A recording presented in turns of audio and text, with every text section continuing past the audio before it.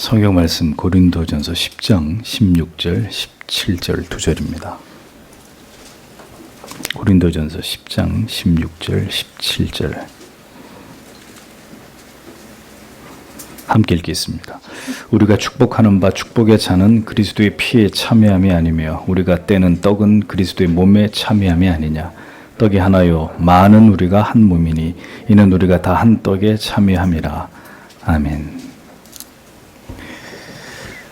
자, 오늘은 성찬물 숭배 행위에 대한 논의 35항에서 37항과 신자 간의 사랑, 말씀 선포, 합당한 참여, 성찬 시행의 적절한 형식과 횟수 등 성찬과 관련하여 특별히 강조할 문제들을 38과 39항까지만 오늘은 해설을 하도록 하겠습니다. 먼저 성찬물 숭배 행위를 배격함. 네. 자, 화채설주의자들을 계속해서 비판하고 그 비성경적인 이런 부분들을 정확히 밝혀서 비판하고 있는 칼빈의 그 논리가 계속되고 있습니다. 이 화채설주의자들은 빵과 포도주가 주님의 몸과 피라면 영혼과 신성이 함께 몸과 함께 있어서 분리될 수 없기 때문에 그렇기 때문에 우리는 그리스도를 경배해야 된다. 그리스도의 피와 살을 상징하는 그리스도의 몸과 피를 상징하는 빵과 포도주 그 자체를 우리가 그리스도로 간주하고 이렇게 경배하는 게 합당하다. 이렇게 주장을 한단 말입니다. 몸을 영혼과 신성에서 분리하는 게 불합리하다. 그렇기 때문에 그리스도의 몸과 피로 바뀐 빵과 포도주를 경배해야 된다. 이렇게 이제 그들이 생각을 하고 이것을 주장하고 있지만 그리스도의 몸으로서의 빵과 포도주가 곧 그리스도다라는 이런 논리는 성경 어느 말씀을 보더라도 성립될 수 없는 논리라고 칼빈은 반박을 합니다. 주님께서 단지 받아서 먹으라 그리고 마시라고 말씀하셨을 뿐이지 이 성찬의 재료를 성경 어디에서도 숭배하라고 이렇게 명하신 적이 없다는 것이죠. 성경 어디를 보더라도 성찬의 재료에 엎드려 그것을 경배한 이런 모습이 어디도 나타나지 않고 기대에 앉아서 그것을 받아 먹었던 사도들의 모습에서 보듯이 그렇게 성찬이 행해진 예들만 성경 안에는 존재할 따름입니다. 초대교회 안에서도 마찬가지죠. 성도들이 모여서 빵을 뗄 때에도 역시 어디에서도 초대교회의 어떤 기록 속에서도 그 성찬의 재료를 숭배한 모습은 찾아볼 수가 없습니다. 이렇게 성찬의 재료를 숭배하는 일들을 배격함에도 불구하고 이 무지한 개신교 안에서 이와 유사한 행위를 지금도 행하고 있다면 이게 얼마나 실소를 금할 수 없는 일이냐 하는 겁니다. 이미 칼빈을 통해서 이 성찬의 재료 자체를 우상시하려고 하는 이 우매함에 대해서 기독교 강요 안에서 이렇게 분명하게 긴 페이지를 할애해서 비판을 하고 있는데도 그 칼빈의 신학사상을 물려받은 개신교도들이 포도주를 담아 마셨던 포도주 잔을 집에 무슨 신주단지 모시듯이 이렇게 잘 모셔두는 또 그렇게 하기를 적극 권유하는 이런 목회자들의 가르침을 도대체 어떻게 해석해야 되느냐 하는 거죠. 그래서 참 우리가 신학에 대해서 바른 기준과 잣대를 가지고 있지 않으면 인간은 끊임없이 뭔가를 만들어서 그것을 신앙 안에 덧붙이고 그걸 열심히 신앙하는 것으로 스스로를 즐겁게 하고 그것에 대해서 대단히 만족해 하려고 하는 이런 그릇된 사고의 습성을 가지고 있는 존재이기 때문에 자꾸 벗어나게 된단 말입니다. 본질에서부터. 우리가 이걸 분명히 경계하지 않으면 안 된다라는 점을 다시 강조를 할 수밖에 없습니다. 성찬물 숭배 행위는 미신이고 우상 숭배다라고 칼빈은 분명하게 이것을 일갈하고 있습니다. 그래서 이걸 비판하는 이유는 하나님의 진리의 말씀을 떠나서 인간의 머리에서 나오는 온갖 환상들과 상상력에 의한 결과물로 인해서 신앙의 혼란을 겪는 일이 얼마나 위험한 일인지를 생각하고 경계하기 위함이다. 이렇게 밝힙니다. 성찬의 목적이 영적인 신비한 연합을 경험하게 하므로 연약한 믿음을 강화함에 있다면 그 겉모양의 표징에만 이토록 집착하는 것이 얼마나 올바른 믿음에서 벗어난 그릇된 것이냐, 이것을 올바로 이해할 필요가 있다는 것이죠. 그래서 니케아 공의회에서는 성찬의 상징물에 대해서 몸을 굽히고 주목하는 행위를 금지했는데 이는 우상 숭배의 악을 방지하기 위함이었다고 칼빈은 정확히 얘기를 합니다. 그래서 성찬물을 거룩하게 구별하기 전에 그 상징물에 마음을 두지 않도록 하기 위해서 우리가 이제 그 개혁교회 예배 때도 그렇지만 성찬을 행할 때도 이 말을 항상 이렇게 설교자가 하게 됩니다. 마음을 높이 들어 올리십시오. 보좌에 계신 그리스도를 향해 높이 들어 올리십시오. 예배가 시작될 때도 성찬을 행할 때도 이 표현을 굳이 하는 이유는 우리의 그 육신의 눈은 눈에 보여지는 것들에 현혹되고 그 가치에 더 빨려 들어가고 보여지지 않는 가치보다는 보이는 가치에 언제나 현혹되기를 좋아하기 때문에 마음을 들어 올리라고 얘기를 하는 겁니다. 성찬의 그 재료를 보지 말고 얼마나 성찬의 데코레이션이 잘 됐느냐, 얼마나 멋있느냐, 뭐 빵을 이번에는 뭘로 했고 포도주는 맛이 어떻고, 마음을 들어 올려서 그리스도를 바라보라는 겁니다. 성찬에 참여하기 전에 그 물질들을 보지 말고, 이런 이제 큰 목소리로 성찬 전에 이런 것들을 당부했던 유래가 거기 있다라고 칼빈이 가르쳐 주는 거예요. 성경은 분명하게 그리스도께서 승천하심으로 우리 가운데서 그의 육체를 거두셨다라는 사실을 뚜렷하게 증언하고 있습니다. 언제나 우리는 그리스도를 생각할 때 그 상징물을 통해서가 아니라 우리의 마음과 생각을 들어 올려서 보좌의 오른편에 계신 그리스도를 바라봐야 된다. 이게 굉장히 중요한 문제라는 거죠. 그러나 카톨릭은 보좌에 계신 그리스도를 바라보고 그 그리스도의 영적인 임재를 바라보게 하는 게 아니라 눈앞에 보여지는 물질을 보게 만드는 거예요. 그거 자체를 거룩시하고 신성시해서 마치 그것에 무슨 신비한 영험한 능력이 있는 것처럼 이렇게 신앙을 호도하기 때문에 가톨릭의 이와 같은 신앙에 대해서 우리가 비판의 칼을 들이대지 않을 수가 없는 겁니다. 얼마나 우스꽝스러운 일입니까? 끊임없이 보여지는 것, 물질에 대해서 이것을 신앙의 대상으로 삼게 만드는, 이 얼마나 잘못된 믿음이냐 이거죠. 가톨릭이 성찬을 더럽힌 것에 대해서. 신자는 하나님에 관한 속되고 어리석은 관념들로 가득한 위험천만한 숭배를 만들어내서는 안 되고 하늘의 영광 가운데 계신 그리스도를 바라보며 영적으로 그분을 경배하는 것이 마땅한 것이다 라고 이야기를 합니다.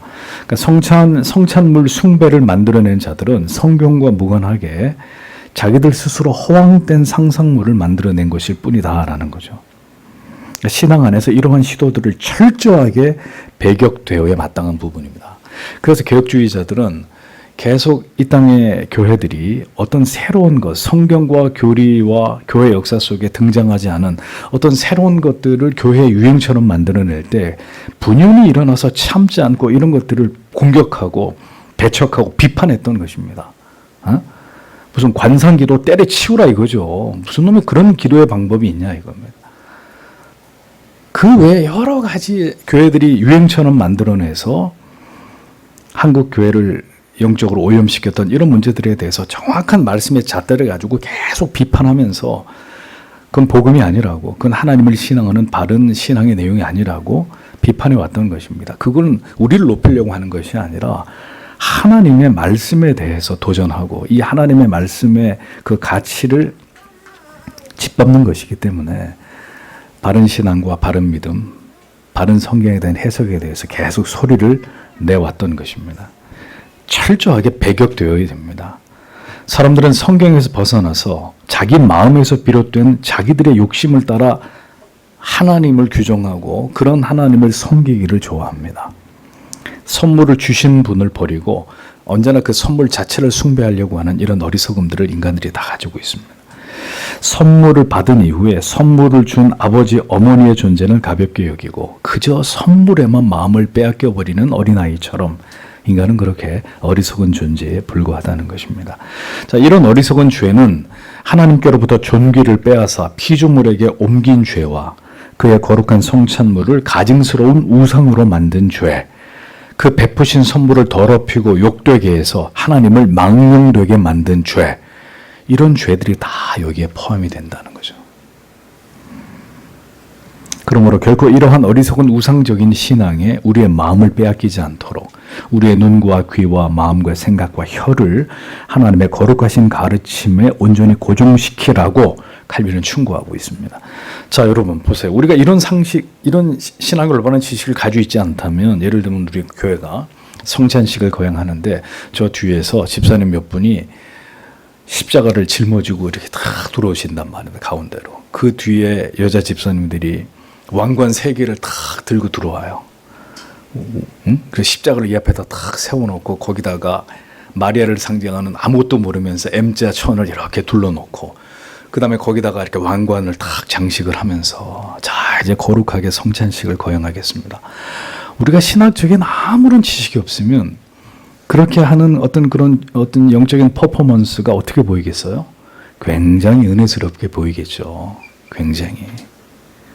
우리 교회는 이렇게 은혜스럽게 성찬식을 해. 아마 이런 착각에 빠져서 다른 교회 다니면서 막 선전하고 그러실 거예요. 이렇게 성찬식 하는 교회 봤냐고.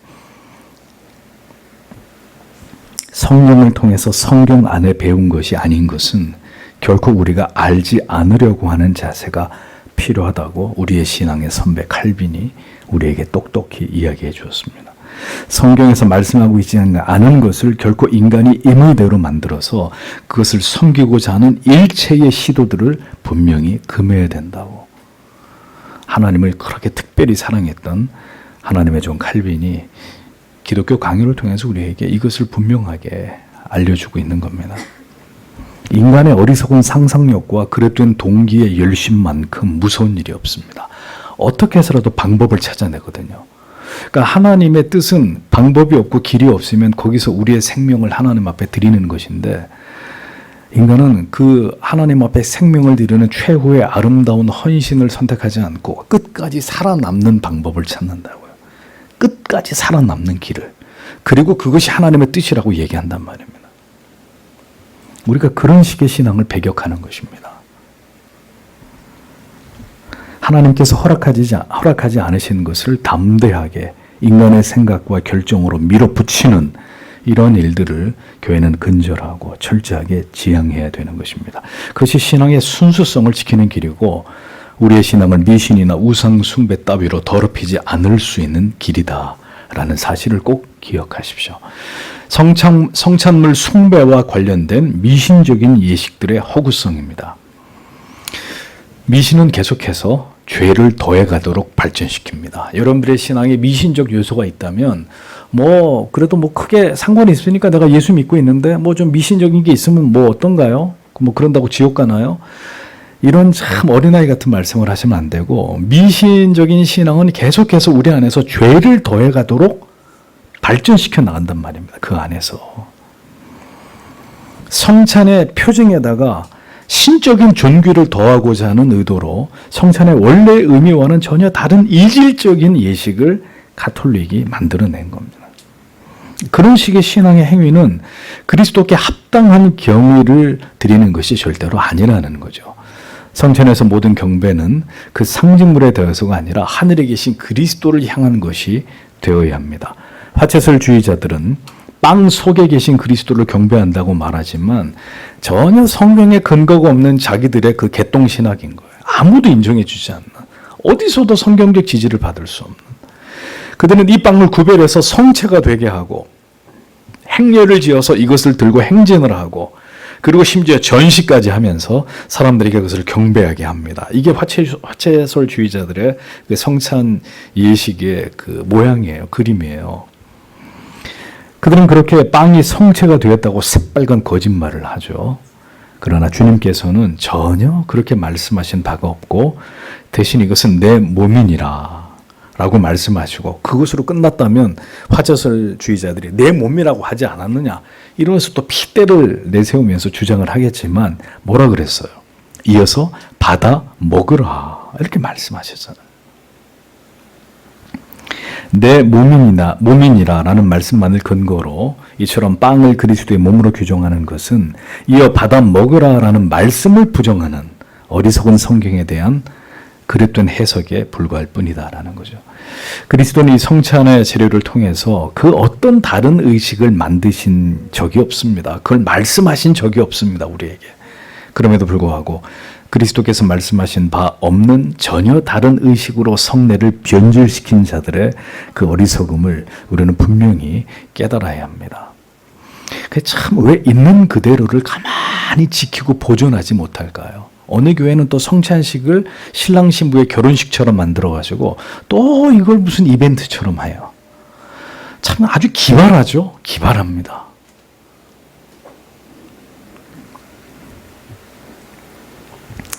주님께서는 성례를 통해서 그의 풍성하신 은혜에 대한 기억을 되살려 우리의 손에 쥐어주시고 그것을 깨닫도록 일깨워 주십니다. 이것이 성찬의 첫 번째 용도입니다.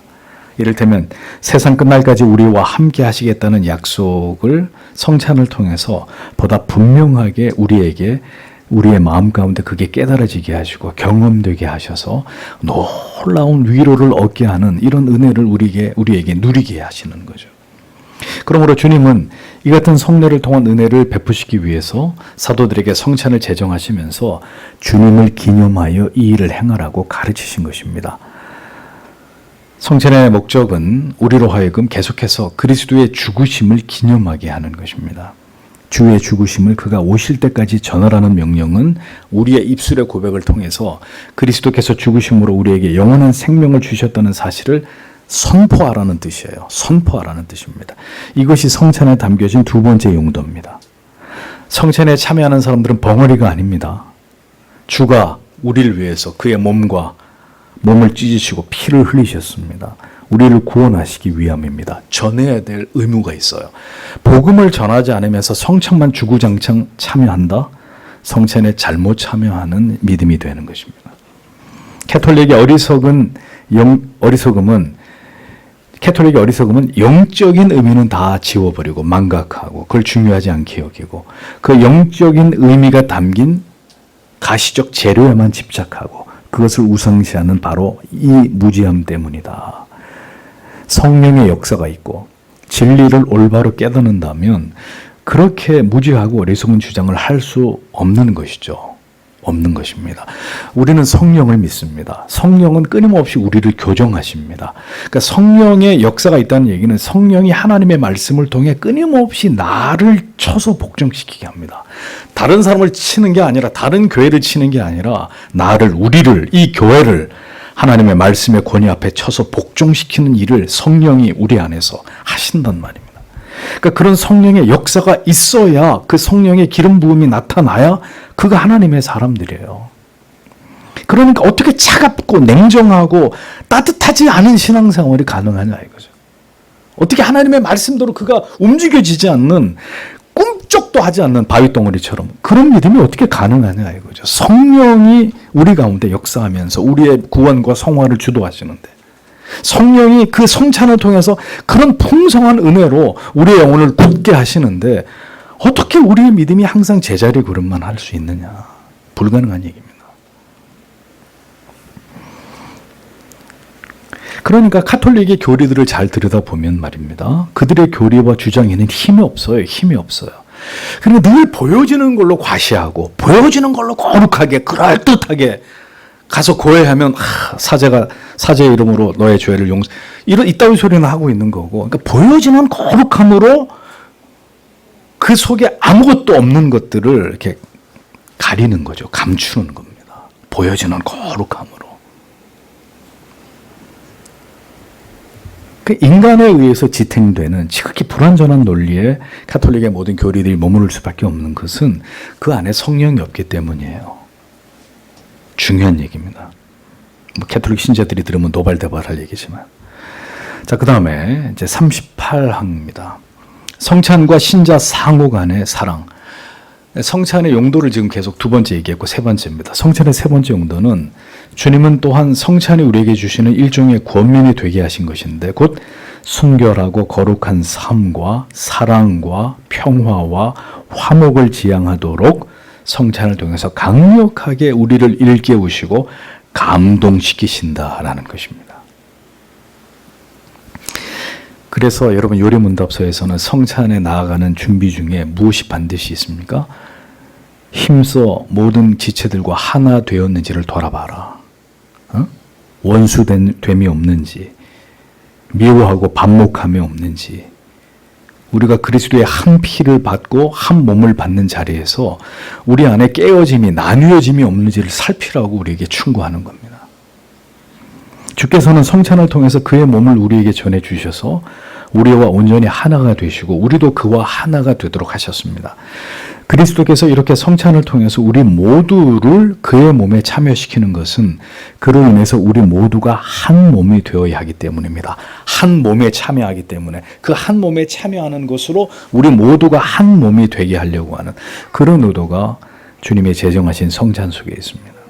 그러니까 성찬에 베풀어지는 빵은 바로 이러한 연합을 의미하는 것이다 라고 칼빈이 얘기를 하지 않습니까? 이걸 이렇게 이제 설명을 하는 거죠. 수많은 밀가루의 알갱이들이 이스트를 넣고 반죽이 돼서 결국 하나의 덩어리가 되어서 빵이 된 것처럼 우리의 불화나 분열이 끼어들지 못하도록 한 마음으로 일치되고 하나가 되어 서로 엮여져야 한다는 강력한 의미가 그리스도의 몸을 상징하는 그 빵 속에 담겨 있다. 예. 독특한 칼빈의 이 표현을 보십시오. 수많은 밀가루 알갱이들이 하나로 뒤섞여 빵이 되는 것처럼 성찬의 거룩한 예식에 참여하는 성도가 서로를 미워하고 질시하고 서로를 비난하고 비판하면서 거룩한 모임의 연합을 어떻게 깨트릴 수 있습니까? 불가능한 이야기입니다. 그런 일은 있을 수 없는 이야기입니다. 그렇다면 그는 그리스도의 몸을 더럽히고 있는 것이고 이 숭고한 성찬의 의미를 무색해 하고 있는 것입니다. 믿음이 무엇인지를 전혀 이해하지 못하고 있는 것입니다. 가장 경계해야 되는 빗나간 신앙은 바로 신앙의 개인주의입니다. 신앙의 개인주의. 이 뭐죠? 나 혼자 내 방식대로 내가 알아서 잘 믿을 터이니 아무도 나에게 이래라 저래라 하지 말라 이거죠. 나도 당신들의 삶에 개입하거나 간섭하지 않을 테니까 내가 알아서 믿을 테니까 놔두라 이거죠. 나를 가만히. 극단적인 분리주의. 자 여러분 이게 성경에 말씀하는 온전한 믿음의 모습입니까? 그런 믿음은 없다는 거예요. 그런 믿음은. 자기 스스로 자기 영혼을 고사시키게 되는 무지하고 고집스러운 그릇된 신앙일 뿐입니다. 그리스도인은 결코 공동체와 분리되거나 다른 생각을 갖거나 자기를 고집하거나 분열을 일삼을 수 없습니다. 그런 일을 행하는 것은 그가 그리스도에게 속한 참된 회심을 경험한 신자가 아니라는 증거일 뿐입니다. 그러니까 중요한 것은 성도 여러분, 그리스도인은 저절로 교회에 오면 다 떡떡떡떡 서로 달라붙어가지고 하나가 되는 무슨 자석처럼 그런 존재가 절대로 아니고요. 절대로 아니고요. 부부도 마찬가지고 부모와 자식도 마찬가지고 성도와 성도 사이에도 마찬가지입니다. 우리는 절대로 자석처럼 저절로 가서 똑 붙어버릴 수 있는 이런 존재가 아니라 오히려 반대로 할 수만 있으면 분열되고 나뉘어지고 쪼개지고 나를 주장하고 네가 이기나 내가 이기나 끝까지 한번 싸워보자. 머리끝부터 발끝까지 우리는 그런 DNA로 만들어진 존재예요. 그래서 성도가 하나 된다는 것, 부부가 연합해서 하나 된다는 것, 이것은 우리 안에 존재하는 이 무수한 죄의 DNA들을 성령으로 철저하게 파괴하고 성령의 불로 태우면서 우리 인간 본성의 본성의 방향을 따라 살려고 하는 것이 아니라 하나님의 은혜로 그것을 꺾어서 사랑할 수 없는 사람들을 끊임없이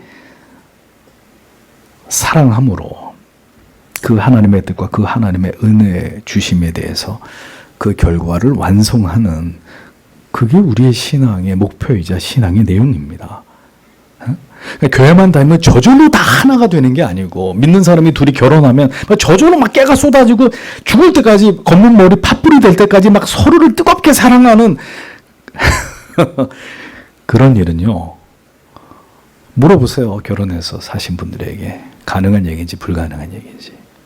인간에 대한 이해가 없으면 그런 이상한 이상주의에 빠지는 거예요. 죽을 때까지 내가 너만을 사랑한다. 불가능한 이야기를 하고 있는 거죠.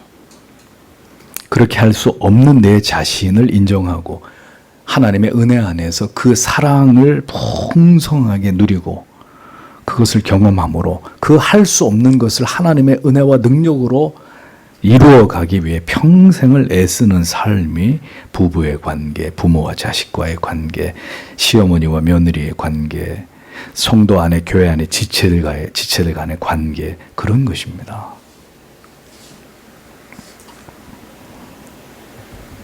그리스도인은 분열을 획책하고 그걸 정당화하는 자가 아닙니다. 성찬의 정신은 그러한 것을 절대로 정당화시키지 않습니다. 우리가 축복하는 바 축복의 잔은 그리스도의 피에 참여함이 아니며 우리가 떼는 떡은 그리스도의 몸에 참여함이 아니냐. 떡이 하나요 많은 우리가 한 몸이니 이는 우리가 다 한 떡에 참여함이니라고 말씀하고 고백하고 있는 이 고린도전서의 진리는 어떤 식으로든 형제를 해치고 멸시하고 배척하고 박대하면 그것은 곧 우리의 그릇된 행실로 그리스도를 해치고 그를 멸시하고 그를 배척하는 것이고 형제와 불화하면 그것은 동시에 그리스도와 불화하는 것이며 형제 안에서 그리스도를 사랑하지 않고서는 그리스도를 사랑할 수 없는 것이고 형제들이 우리 몸의 지체들이므로 마치 우리 몸을 보살피듯 그렇게 우리 형제들의 몸을 보살펴야 하고 또한 우리 몸의 어떤 부분에 고통을 느끼게 되면 그 고통이 다른 모든 부분에 퍼지듯이 형제가 악의 영향을 받으면 그를 향하여 깊은 연민의 정을 느껴야 마땅하다. 이러한 사고가 우리 마음에 심어져 확실하게 각인된다면 성찬을 통해서 놀라운 유익을 얻게 될 것이다 라고 칼빈이 우리에게 이 성찬에 있어 성도의 하나됨의 정신의 중요성을 이토록 분명하게 강조하고 있습니다. 따라서 성찬을 통해서 우리는 이 성찬의 용도들이 우리 안에서 올바로 작동하고 있고 이 성찬의 용도에 대한 바른 이해를 통해 오늘도 우리가 얼마나 우리 자신을 변화시키고자 하는 일에 있어서 하나님의 은혜를 구하면서 이 문제를 놓고 하나님 앞에 철저하게 기도하고 있는지를 돌아보아야 한다라는 거죠. 진정한 그리스도 안에서의 연합을 위해서 얼마나 우리 자신을 깨뜨리는 일에 남을 깨뜨리는 일이 아니라 내 자신을 깨는 일이에요. 그게 얼마나 힘들어요. 예? 내가 아파야 되는 일이잖아요. 저 사람 때문에. 저 사람을 사랑하고 용서해야 되는 일 때문에 나를 깨뜨려야 되는 일이니까 이게 쉬운 일이냐고요. 쉬운 일이 아니니까 그렇게 안 하려고 하는 거예요. 우리는. 내 자존감을 지키려고. 내가 미쳤어. 내가 그렇게 하게. 내가 뭐가 모자라가지고. 이게 우리 안에 있는 죄성이란 말입니다. 우리의 자아라고요. 파괴되지 않으려고 하는. 그러니 성찬에 나아가면서 바로 이 나를 지우려고 하는 일에 이 나를 부인하려고 하는 일에 내가 주님 앞에 최선을 다하는 삶을 살아왔던가 살펴야 되는 일입니다. 고도의 위선 뒤에 자기를 감추고 다른 지체들의 허물과 부족함을 질타하는 것은 우리 안에 존재하는 부인할 수 없는 심각한 신앙의 모순이 아닐 수 없습니다. 성도 여러분, 이 문제가 해결되지 않으면요 신앙의 성장과 성화는 기대할 수 없는 일입니다.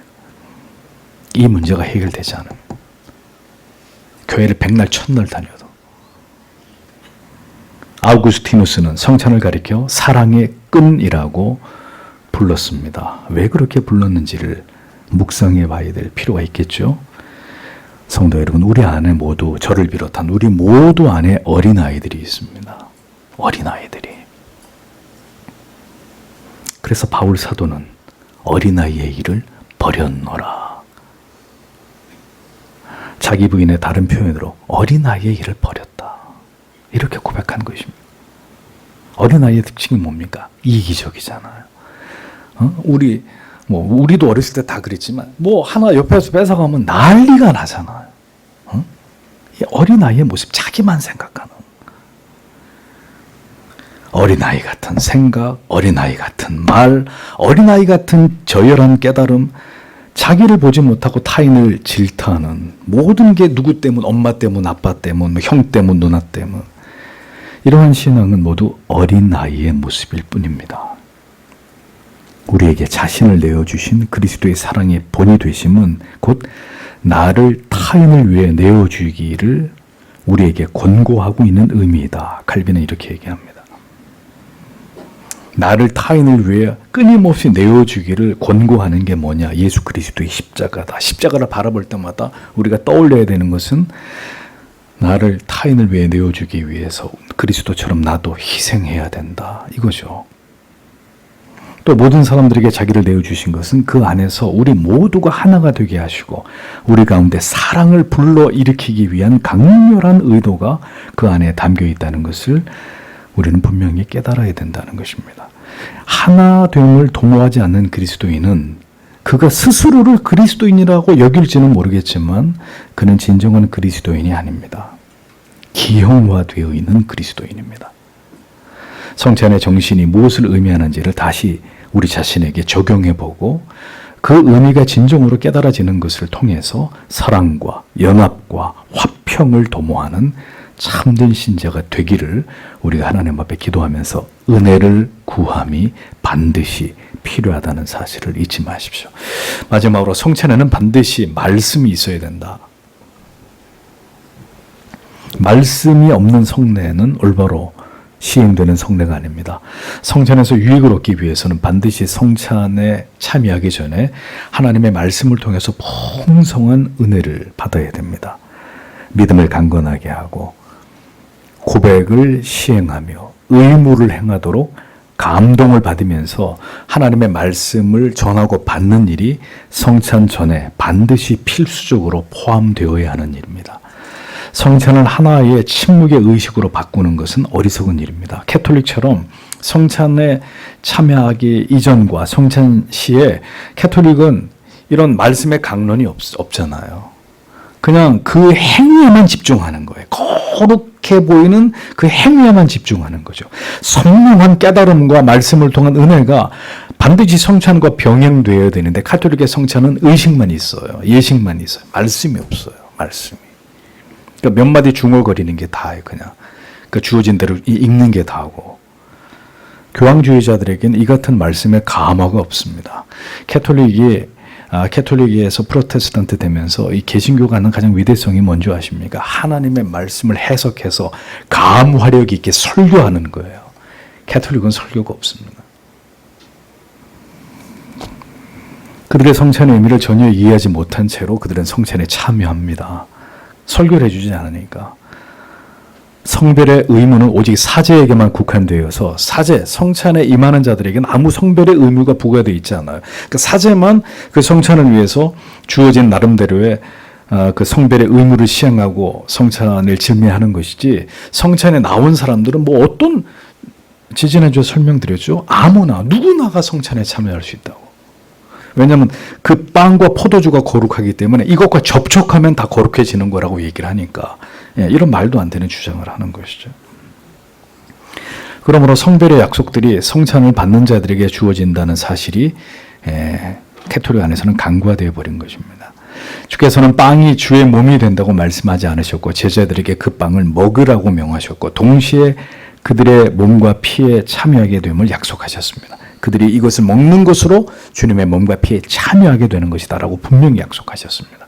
바울 역시 신자들에게 빵과 잔과 더불어 약속을 제시할 것을 동일하게 말씀으로 가르쳤죠. 가톨릭의 성찬은 기계적이고 정해진 주문을 외우듯이 감화가 없습니다. 말씀에 대한 선포가 없고 그저 외형적으로 거룩해 보이는 의식만 존재할 따름입니다. 성찬에는 그 성찬에 나오는 자들에게 하나님의 말씀이 선포되고 그들의 믿음을 강건케 하는 강력한 살아있는 하나님의 말씀의 선포가 있어야 합니다. 그 진리가 마음에 침투해서 각인되고 힘겨워지고 그 약속하는 바를 성취함으로 효과를 드러내도록 해야 됩니다. 그래서 말씀을 받고 성찬에 참여할 때 하이라이트가 되는 거죠. 말씀의 은혜와 성찬의 은혜를 통해서 성도가 풍성한 그리스도의 영적 임재 안에서 그리스도의 붙드심, 그 영원하신 약속, 내가 임마누엘 되시는 하나님이다. 세상 끝날까지 나와 함께 하겠다고 하신 그 주의 약속이 오늘도 성찬을 통해 내 연약한 여린 내 믿음과 영혼을 붙드시는 은혜로 지금 오늘 나와 함께 하신다. 이런 것들이 가슴으로 밀려 들어오는 것이죠. 성찬은 언제든 말씀과 함께 이루어져야 하므로 성찬만을 행하는 일은 금해야 됩니다. 이제 불가피한 경우에 병자들에게까지 성찬을 행할 때에도 마찬가지입니다. 병자들에게 성찬을 가서 행할 때도 먼저는 목회자가 충분히 그에게 말씀을 선포하고 난 다음에 성찬을 행하는 것이죠. 어떤 경우든 성찬을 받을 사람이 그것을 받고 유익을 얻도록 약속들을 읽고 신비를 선언함으로 성별의 그 의미가 전달되도록 해야 된다라는 것입니다. 과거 교회가 무지했을 때 우리는 그동안 침묵의 성찬에 참여했습니다. 그렇죠. 아무것도 모르고 참여했습니다. 성찬을 어떻게 준비하라는 얘기도 들어본 적이 없고 성찬에 대해서 풍성한 말씀을 접하지도 않고 그러니까 전혀 성찬에 대해서 깊이 배우거나 의미를 충분히 깨닫는 준비 없이 기계적으로 성찬에 참여했습니다. 그러니까 캐톨릭과 다를 바가 아무것도 없었습니다. 그러니까 성찬식 하는 날 또 예수님 영화 틀어주고 예수님 십자가에서 피 흘리는 거 보면서 인위적인 눈물을 흘리게 만들고 그걸 은혜랍시고 생각하면서 이제 성찬식을 거행하는 쇼를 했단 말이죠. 쇼. 다시는 그와 같은 성찬은 반복되어서는 안 되고 그러하게 우리는 성찬식이 거행되기 전에 성찬 사경회를 통해서 다시 그것도 부족해요. 2번밖에 안 하잖아요. 미국의 조엘 비킨 목사님 교회는 한 달 내내 해요. 한 달 내내 여러분 매일 교회 나오실 수 있으시겠어요? 매일 나와서 성찬 사경회 하는 거예요. 이런 부분도 이제 개혁해 나가야 될 부분입니다. 성찬 사경회 통해 말씀을 듣고 그 성찬의 의미를 깊이 새기고 내 영혼에 그것을 각인하면서 성찬을 맞을 준비를 하는 것입니다. 그것이 가장 올바르고 안전하게 성찬을 준비하고 그 앞으로 나아가는 참된 방법이기 때문입니다. 성찬 사경회에 반드시 참석하셔서 말씀으로 은혜를 받고 성찬식 당일에도 하나님의 뜨거운 말씀으로 먼저 가슴이 덮여지고 그 위에 주의 빵과 피를 그 영적 임재를 우리가 맛보면서 그야말로 성찬에는 주일은 다른 날도 하나님의 약속되어 있는 은혜를 받는 날이지만 성찬이 행해지는 그 주일은 정말 하나님의 큰 은혜를 경험함으로 우리의 영혼의 침체와 그리고 여러 가지 죄에 묶여 있는 우리의 자신의 연약함들이 하나님 앞에 해결받는 이런 은혜의 날이 되도록 더욱 애쓰시면서 성찬을 사모하는 저희 모두가 되어야 될 줄로 믿습니다. 오늘도 우리에게 주신 말씀들을 생각하면서 하나님 앞에 간절히 기도하겠습니다. 아버지 하나님